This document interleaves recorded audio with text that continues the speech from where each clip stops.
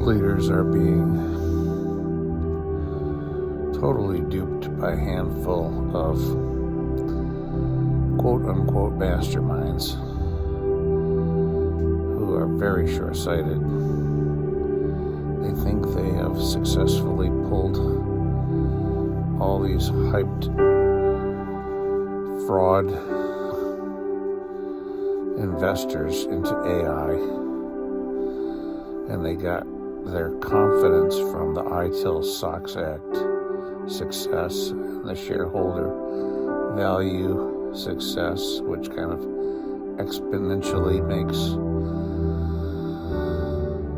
a billionaire nobility, which feeds a closed loop economy, which loots the real public trust economy.